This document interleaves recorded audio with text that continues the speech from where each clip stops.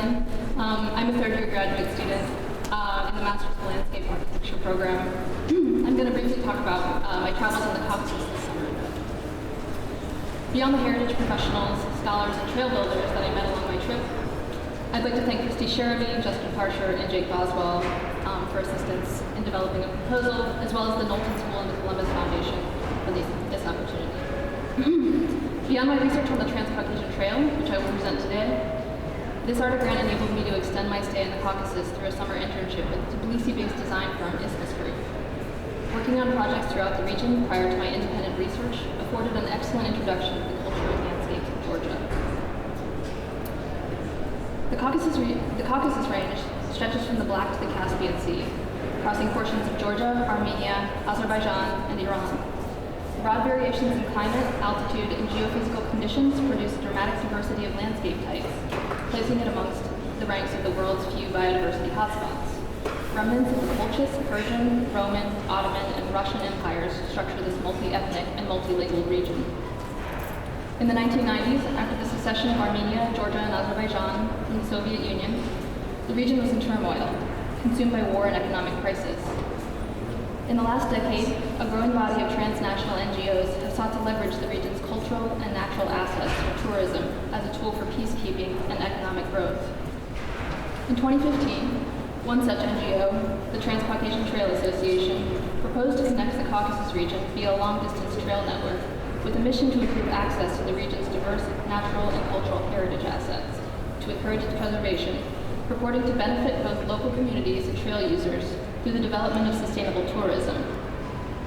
It relies mostly on European and North American volunteer labor for construction and maintenance projects, though it has recently hired several Armenian and Georgian trail crew leaders, both of whom received training at specialized Forest Service, U.S. Forest Service centers.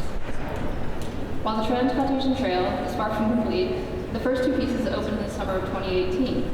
By hiking and studying these first segments in Georgia and Armenia, I hope to establish a series of case studies that might characterize the state of cultural landscape preservation at key points in the Caucasus and gauge the success of the trail's aims.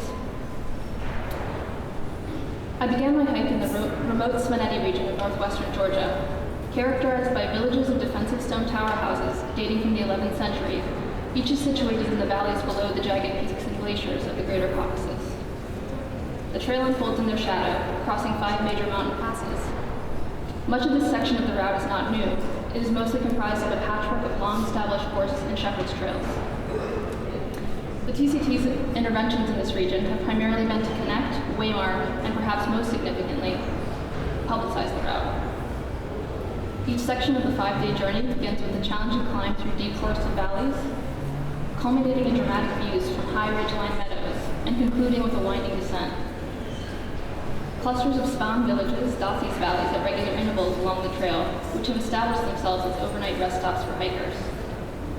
Village residents rent out bedrooms within their homes and provide elaborate spontaneous feasts that include rounds of toasting with large amounts of cha-cha or homemade vodka. While such practices were once emblematic of the legendary Svanetian hospitality performed to honor the rare visitor, such rituals are now part of the package price of each stay. While steep climbs to high altitudes along Svaneti route are certainly challenging, the promise of regular accommodation and meals from locals enable hikers to pack light, affording an experience that is relatively controlled, well-provisioned, comfortable, and safe, but feels and appears authentic and adventuresome. For example, trail notes by the TCT recommend crossing the river Adishala in the morning, as the water becomes higher and more powerful throughout the day. While visitors could once rely on their guest house to provide personal crossing on horseback, today a large group of Svanetian riders wait for hikers to arrive at the crossing as their full-time seasonal work. Mafias broker and enforce the price of a crossing each day, determining when each rider will receive a few lari to navigate tourists to the opposite bank. In Adishi, a central village along the Svaneti section, capacity issues became apparent. The village is able to offer approximately 35 beds across 8 guest houses each night, but tourists who hike in after this capacity has been filled are fought over, while other villagers wait along the trail to intercept tourists as they approach.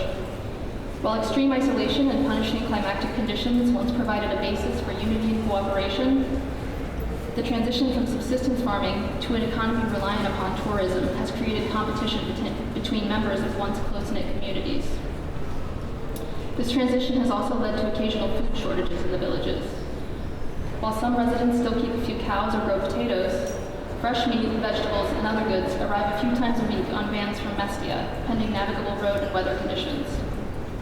Further, there is no system to transport garbage out of these isolated settlements, and the increased waste stream that results from brief stays by tourists is dumped into rivers. The journey culminates in the community of Ushkuli, a cluster of villages inscribed into the UNESCO World Heritage List.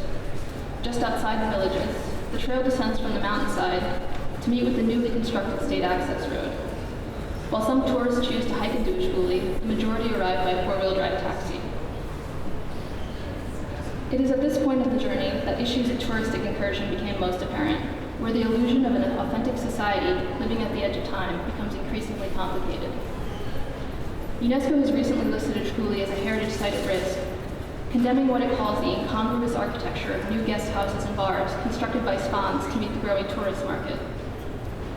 UNESCO's critique fails to account for the near abandonment of villages in the late 1980s, when villagers relocated to cities to escape the sometimes punishing realities of subsistence in such conditions, which include long periods of isolation from the outside world due to blocked roads, destructive avalanches, and weeks without electricity during the 6 months of snow each year.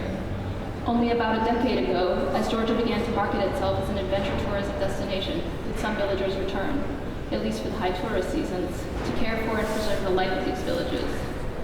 Indeed, nearby settlements that have not enjoyed such a return of caretakers have quickly deteriorated. It is clear that this new access, either by way of road or trail, paradoxically both threatens and sustains the heritage of Spanetti's highland communities. Unlike the journey through Spanetti, my experience in Dilijan National Park revealed that traditional subsistence practices, heritage properties, and unique ecologies appear to remain mostly undisturbed by the new TCT route.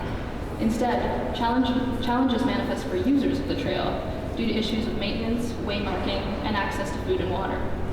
Indeed, I discovered that this section did not quite operate as advertised.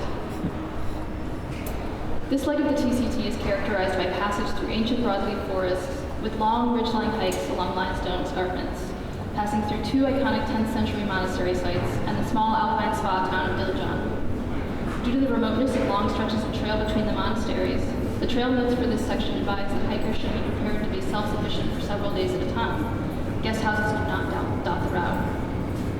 The monastery sites of Haghartsin and Juktabank remain in what appeared to be good condition, likely due to their continued use by worshippers and clergy. They were well visited by a few international tourists, but mostly by other Armenians, all of whom arrived by car.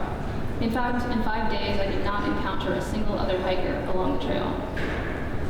In more remote sections, I passed amidst a series of unnamed ruins of villages and churches, including a field scattered with lichen-covered khachkars, 10th century cross stones, partially sunken into the ground. They resembled the ones I saw in the museums of Yerevan, though not encased behind glass. Instead, in the late summer, farmers had simply cut around them, revealing them as they made hay for winter. The few locals I encountered along the way seemed to be startled by my presence along the trail, asking where I was headed and if I needed help with my pack, and slightly alarmingly, if I was concerned about wolves. I certainly did not encounter any wolves.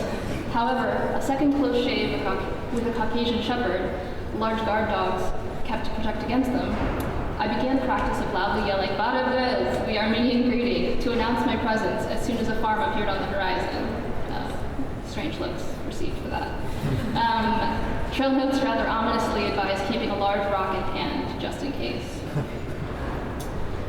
Access to water is carefully marked on both paper and GPS maps, but even as I began the first mile of the hike, passing out of the small village of Hacharzan, the very first water source was dry, and the windows of the small store marked for provisioning were papered over. Several days into the hike, very low on water, I was relieved to arrive at a small spring marked on the map, only to find it filled with cow dung. Choosing to wait for a safer option, half a day away, I arrived to discover that this source was completely dry. And while there are regular quarter-kilometer blazes through forested sections of the trail, much of this route unfolds above tree line and is comprised of networks of old Soviet jeep trails that intersect in tangles and shoot off into seemingly endless alpine meadows. For this reason, clear waymarking is essential, but is often inadequate. This 6-mile section, lacking any jeep tracks at all, remained entirely unmarked. Further, there is currently no system for maintaining these trails. While frequent use ensures that pathways in Svaneti remain visible, the lesser used Armenian section requires bushwhacking through dense vegetation, including nettles and hogweed. The frequent need to refine the trail took up valuable hours in the dwindling daylight that should have been used for finding water and setting up camp. Here, the landscape has not been reimagined to facilitate the presence of visitors. Residents of the remote and beautiful parts of Dilijan carry on, seeing hikers along the TCT as a passing curiosity.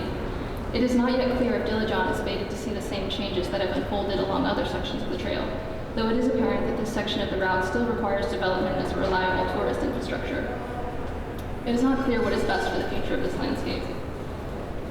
As a student of landscape architecture, I have wondered what we were to make of cultural landscapes that arise over time through one set of cultural and ecological processes, which are then sustained or performed for an external group, often one that is in a position of economic power. What might the landscape architect's role be here? To preserve the material traces of a past long gone? To afford safe and easy access to those traces that have been deemed worthy of protection, typically by and for the benefit of outsiders? If this is the current trajectory of global tourism and cultural landscapes, how do we ensure that local residents and stakeholder groups are treated equitably? That they are granted self-determination and are able to benefit from new landscape infrastructures for tourism? It is in the midst of these tensions, paradoxes of access and preservation, that I believe the practice of landscape architecture might extend its reach, designing, mediating, and advocating for large-scale socio-ecological futures in ongoing multi-agency collaborations. Thank you.